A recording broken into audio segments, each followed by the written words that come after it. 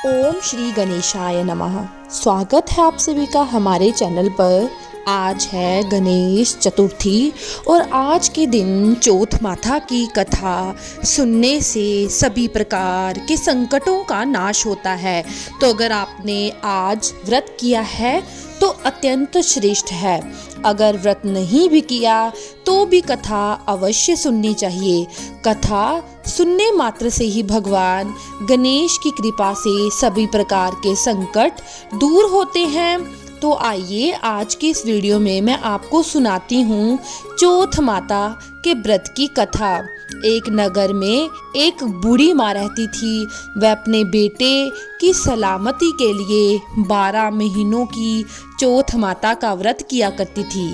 प्रत्येक चौथ को पंसारी से थोड़ा सा गुड़ और घी लाकर 4 लड्डू बनाती, एक बेटे को देती, एक से पूजा करती और एक हथकार के लिए निकालती और एक चांद उगने पर खुद खा लेती थी। एक समय की बात है, उसका बेटा अपनी ताई से मिलने गया। ताई ने बैसाखी चौथ का व्रत रखा था। ताई ने पूछा कि माँ तो 12 महीने की चौथ करती है और ताई आपने आज सिर्फ वैसाख चौथ का व्रत रखा है। तो ताई बोली, तेरी माँ तेरी कमाई से तरमाल खाने के लिए 12 महीने का चौथ व्रत करती है। अगर तू परदेश चला जाए तो वो एक भी चौथ नहीं करेगी। लड़के को लगा कि ताई तो सच कह रही है। घर आकर उसने माँ से कहा, माँ मैं परदेश जा रहा हूँ, यहाँ तो मेरी कमाई खाने पीने में ही उड़ा देती है। तो माँ ने समझाकर उसे रोकना चाहा, लेकिन बेटा नहीं माना। तो माँ ने उसे साथ ले जाने के लिए चौथ माता की आंखें दी और कहा कि मुसीबत में ये आंखें तेरी मदद करेंगी। वह आंखें लेकर रवाना हो गया। घूमते हुए एक नगर में पहुंचा। उसने देखा कि एक बूढ़ी माँ जो रोते जा रही थी और पुआ बनाते जा रही थी। तो उसने उस बूढ़ी माँ से रोने का कारण पूछा। तो बूढ़ी माँ बोली कि बेटा, इस नगर की एक पहाड़ी पर एक राक्षस रहता है। पहले वह नगर में आकर कई लोगों को खाने के लिए मार देता था। अब राजा हर घर से एक आदमी उस दैत्य के पास भेजता है और आज मेरे बेटे की बारी है, इसलिए मैं रो रही हूँ और उसी के लिए पुए बना रही हूँ। वो बोला, तू पुए मुझे खिला दे, तेरे बेटे की जगह मैं चला जाता हूँ।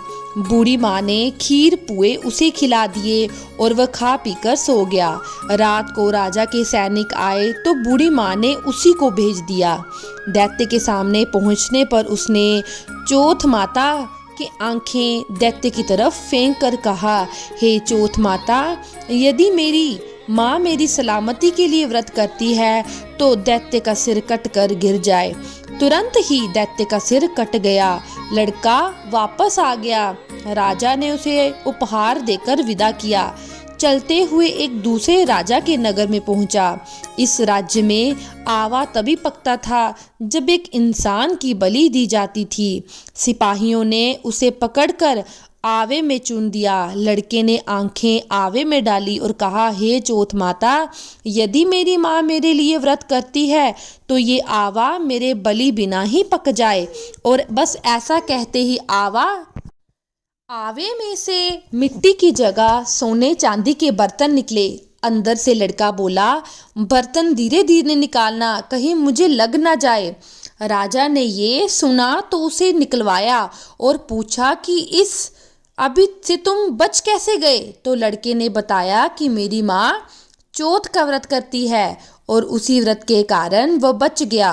राजा को विश्वास नहीं हुआ। इसने एक चांदी की सुराही मंगवाई और कहा कि सुराही की नली से निकल कर दिखाओ, तभी मुझे विश्वास होगा। लड़के ने चौथ माता को याद करके आंखें सुराही में डाली और कहा, हे माँ, मैं भंवरा बनूं और सुराही से निकल जाऊं। लड़का भंवरा बनकर सुराही से निकल गया।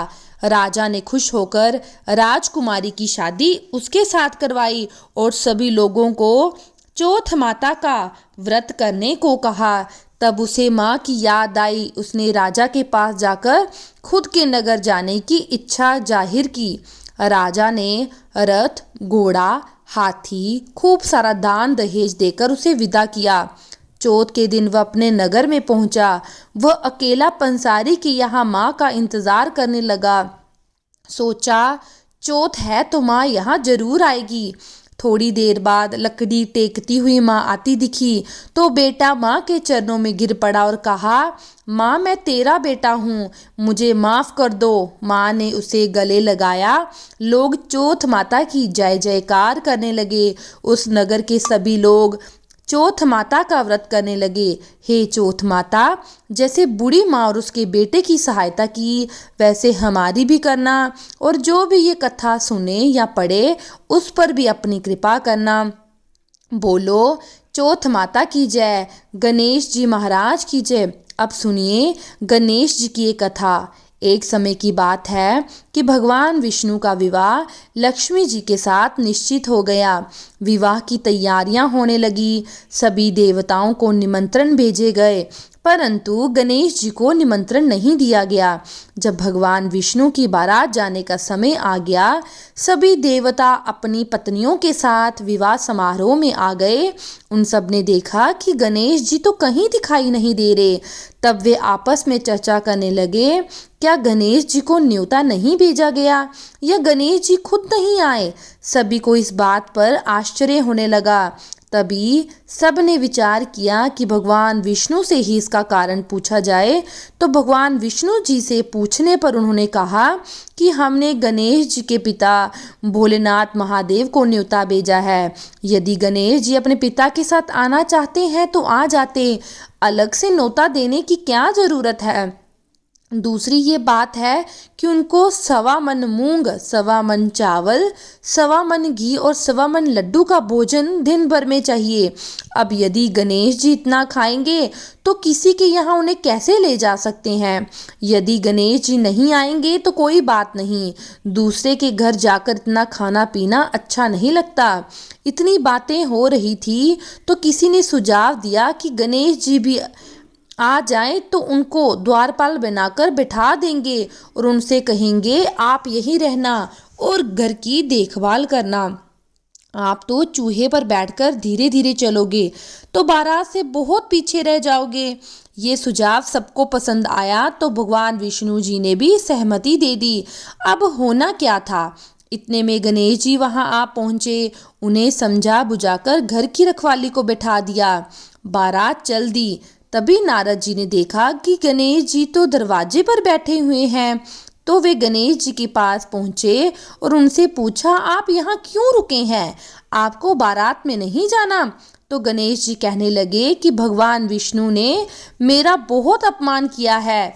नारद जी ने कहा कि ऐसा करो, आप अपनी मूषक सेना को आगे भेज दो तो वो रास्ता खोद देंगे, जिससे उनके वाहन धरती में धंस जाएंगे। तब उनको आपको सम्मान पूर्वक बुलाना ही पड़ेगा।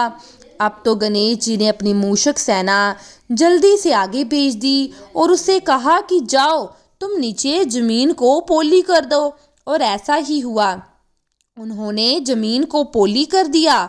जब बारात वहां से निकली तो रथों के पहिए धरती पर धंस गए। लाख कोशिश करी परंतु पहिए नहीं निकले। सभी ने अपने अपने उपाय किए परंतु पहिए नहीं निकाल सकी, बल्कि जगह जगह से पहिए टूट गए।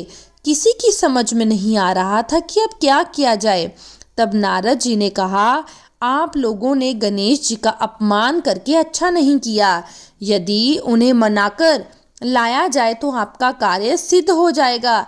यह तो विघ्न आ रहे हैं इसी वजह से, और ये संकट अब टल नहीं सकता। अगर आप गणेश जी को मनाएंगे तभी ये संकट टलेगा।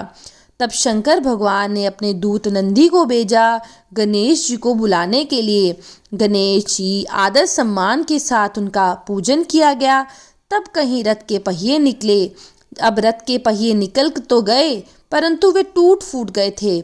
अब उन्हें सुधारे कौन? तो पास में ही खेत में एक किसान खेती कर रहा था, उसे बुलाया गया। खेती अपना कार्य करने से पहले ही श्री गणेशाय नमः कर गणेश जी का वंदना मन ही मन करने लगा।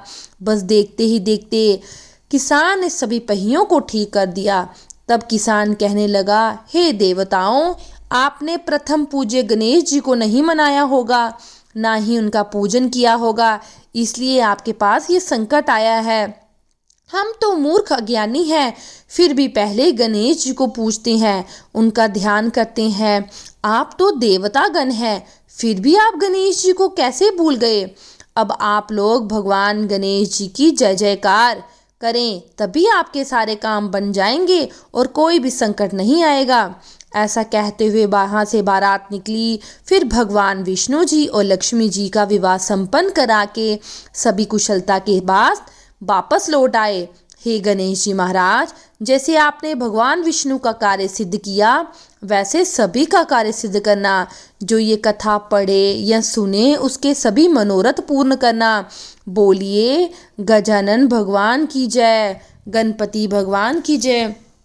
बैसाख मास में 5 अप्रैल को इस बार संकष्टी चतुर्थी का व्रत जो है वो रखा जा रहा है।